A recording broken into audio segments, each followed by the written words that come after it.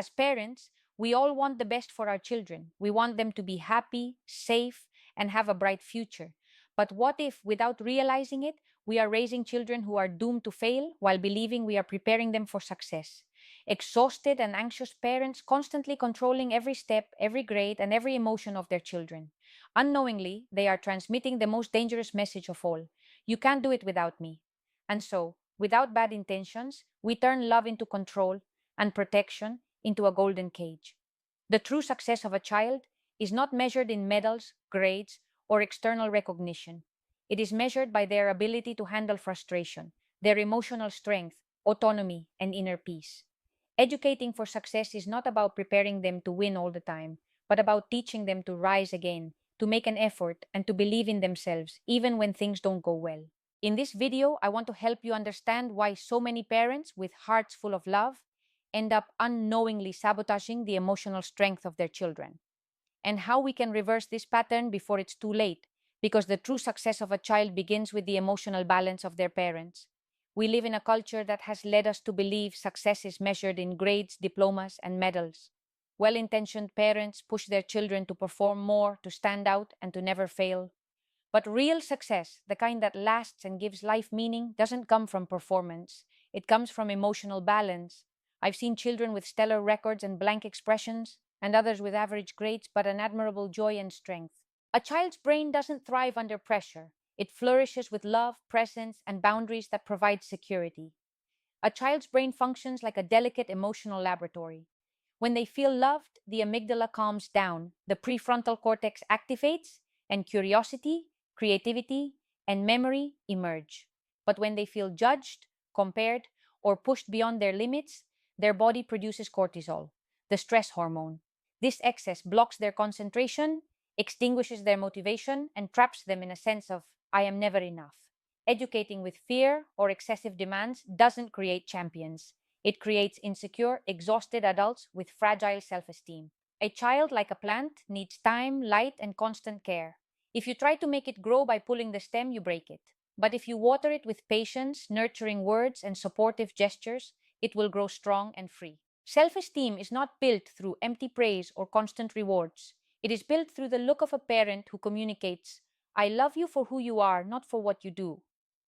That message, repeated in childhood, becomes an inner voice that stays with a child throughout their life. In my practice, I've met brilliant adults who were broken inside, people who achieved everything expected of them, but still seek applause they never felt at home. As children, they learned that love had to be earned, that affection depended on performance. And so, they grew up with a fear of making mistakes. Raising a successful child is not about filling their lives with goals and accomplishments. It's about teaching them that their worth is inherent, that they can fail without losing love, that they can strive without being enslaved by perfection. Emotional success is not taught through lectures, it's taught through presence. A child who grows up with loving guidance, who feels the peaceful embrace of their parents, develops the most powerful foundation for their future: self-confidence. Because in the end, a child won't remember how much you demanded of them. They will remember how you made them feel while they grew. That feeling of worth, of serenity, and of love will be the true foundation of their success in life. One of the greatest enemies of a child's emotional development is overprotection. This silent fear that leads many parents to try and shield their children from every pain, every stumble, and every discomfort. They do it out of love, yes, but a misunderstood love. When a parent solves every difficulty, anticipates every obstacle, they rob the child of one of the most valuable experiences in life: the ability to learn to rise after falling. We think protecting means preventing suffering, but in reality, protection means teaching children how to face it with strength. Parental fear disguises itself as care. I don't want them to suffer. I don't want them to make mistakes. I want them to always be okay. But dear parents, a child who is never allowed to make mistakes grows into an adult who crumbles at the first error. A child's brain needs to practice frustration, just like a muscle needs to be trained to become strong. If they're never exposed to waiting, to making mistakes, to putting in effort, their tolerance becomes atrophied, and they grow up with constant anxiety in the face of any challenge. Overprotection breeds insecurity. Paradoxically, the most controlled children tend to be the most dependent, the ones who don't trust themselves to make decisions. Because when the adult does everything for them, the message they receive is clear: you can't do it alone. And that message doesn't disappear easily. It becomes an internal voice that follows them into adolescence, into their career, into their relationships. What started as an excess of love ends up being a deep limitation for their autonomy. Letting a child make mistakes is not an act of abandonment, but of wisdom. When we allow them to experience small frustrations, to wait their turn, to solve a conflict, and to face the consequences of their mistakes, we are preparing them for real life. Every fall they manage to handle on their own strengthens their prefrontal cortex, the area of the brain responsible for decision making, empathy, and self control. And every success achieved without adult intervention boosts their self esteem. Educating with freedom doesn't mean letting go without direction, it means accompanying with trust. Children don't need parents to clear the path for them. They need parents who will walk beside them while they learn how to navigate the obstacles themselves. True protection is not about avoiding pain, but about giving them the tools to face it. The day will come when that child will face life on their own, and when they do, they'll be grateful for the parents who taught them to rise after falling, more than the ones who prevented them from ever stumbling. At this point, we realize that a child's emotional success isn't determined by luck or genetics. It's determined by the way parents guide their growth. Every gesture, every word, every boundary shapes how a child sees themselves and how they face the world. Parenting is not about controlling or imposing. It's about providing the tools for the child to build a solid foundation within themselves: serenity, resilience, and confidence. That's why I want to share with you 5 essential keys to raising emotionally strong children. Children who know how to get back up when they fall, who can regulate their emotions, and who can live with balance in a world that will demand far more than we might expect. One of the greatest gifts we can give a child is teaching them that the value is not in winning, but in making an effort. When a parent only applauds the result, the child learns to perform for approval. But when we value their perseverance, their effort, and their attitude, the brain associates the process with pleasure, not fear. Neuroscience shows us that every achievement, no matter how small, activates dopamine, the motivation hormone. And that feeling of satisfaction drives the child to keep trying. That's why celebrating their journey, not just the destination, is so important. A simple, "I see you tried many times," or "I love how you didn't give up," means more than simply asking, "What grade did you get?" These kinds of reinforcements not only strengthen their self esteem, but they also foster a growth mindset, the deep belief that one can improve with practice and patience. When children understand that effort is meaningful, they learn to persevere even in difficult moments. Raising a child based on effort prepares them for the real world. In that world, we don't always win, but we always learn. A child accustomed to being praised only for the result fears making mistakes. In contrast, a child who's recognized for their dedication dares to explore, persist, and discover their own path. And that is the true success, the courage to keep trying. Encouraging routines, order, and rest are crucial elements in a child's development. A child's brain needs structure. Routines are not a prison, they are the firm ground on which the child can move with confidence. When the day follows a predictable rhythm, eating, sleeping, playing, studying, the nervous system stabilizes and the body releases less cortisol. The child learns to anticipate, to organize, and to trust. In contrast, constant chaos, a lack of schedules, or unclear boundaries create uncertainty, and the child's mind becomes exhausted trying to understand what comes next.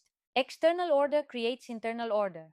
It's not about rigidity, but coherence. Regular sleep schedules, balanced meals, and breaks from technology not only influence behavior, but also concentration, emotional regulation, and cognitive development. A tired or overstimulated brain learns less, gets irritated more easily, and becomes more impulsive. Practicing gratitude and self control are essential elements of this process. We live in a society that teaches constant desire but rarely teaches gratitude. Gratitude is a natural antidote to frustration and comparison. When a child learns to value what they have, they develop a more optimistic and resilient outlook in the face of adversity. Neuroscience has shown that practicing gratitude activates areas of the brain linked to serenity and empathy, while reducing stress levels. Self control, on the other hand, is a skill that must be trained. It doesn't come naturally. Every time a child learns to wait their turn, hold their silence, or delay gratification, they strengthen their prefrontal cortex, the area of the brain responsible for attention and self regulation. Parents who teach their children to breathe before reacting, to count to 10, or to think before shouting are modeling one of the most important skills for adulthood. Gratitude and self control are inseparable siblings. Those who are grateful don't need as much. Those who control themselves live more freely. Teaching this from an early age doesn't require speeches, it requires example. When a child sees their parents practicing gratitude, apologizing, waiting, or valuing the simple things, they learn a life lesson without words. Validating emotions without overprotecting them is another powerful tool in fostering emotional intelligence. Validating an emotion doesn't mean justifying behavior. It means saying, I understand that you're sad, I understand that it hurts, without immediately solving the discomfort or rushing to distract them. Emotions are teachers, not enemies. If a child never learns to sit with sadness, they won't know how to manage it when they're older. The brain needs to recognize what it feels in order to integrate it. When we deny or repress emotions, they accumulate as tension or anger. But when we calmly name those emotions, the body can regulate itself. This is why teaching children to identify their emotional state, I'm frustrated and I'm disappointed and I'm nervous, is so important. This awareness forms the foundation of emotional intelligence. Validating without overprotecting means holding the child without erasing their struggles. The child needs to know that their emotions are valid, but they also need to know they can face them. A present parent doesn't take away the problem, they stay with the child while they work through it. That kind of presence without rescuing is the most powerful form of love. Talking about mistakes as a natural part of growth is another important step in emotional development. From a young age, many children associate making a mistake with failure, and failure with the loss of love. This is why teaching them that making mistakes is an opportunity to learn is one of the most healing tasks in parenting. Every mistake activates a process in the brain that strengthens memory and decision making. There is no learning without mistakes, no maturity without stumbles. When a parent reacts calmly to a child's mistake, they teach them that love doesn't depend on the outcome. And when the child internalizes this, they are empowered to try, experiment, and think. Children who live with a fear of failure often face cognitive blockages, anxiety, and a lack of initiative because their brain associates failure with danger. Changing the narrative about mistakes requires shifting language, changing phrases like I told you so into what did you learn from this, or replacing that's not how it should have been with let's understand what went wrong. This approach helps the child to analyze, not to punish themselves. It encourages improvement, not surrender. And this shift in perspective not only builds trust, but it also prepares resilient, confident minds for life. Dear parents, if there's one thing I want you to take away from this message, it's that there is no such thing as perfect parents, only conscious parents. At some point, we all act out of fear, fatigue, or the desire to shield our children from the pain we ourselves endured. But parenting isn't about doing everything right, it's about doing it with love and presence, with the humility of those who learn every day alongside their children. True success for a child is not measured by awards or achievements. It's measured by their ability to love, to believe in themselves, to rise after a fall. Emotional strength is not inherited, it's taught through example. Every time a parent calms themselves before yelling, chooses to teach instead of punish, or embraces rather than labels, they are teaching more than any speech ever could. Children don't learn from words, they learn from looks, gestures, and the tone of our voices. Childhood is brief, fleeting, and irreplaceable. Sometimes we're so busy building their future that we forget to enjoy their present. But children don't need perfect parents or infallible adults. They need to feel that they are important, that they are listened to, that they have permission to make mistakes.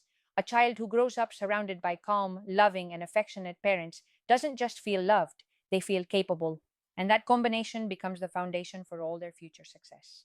Parenting requires patience, but also courage.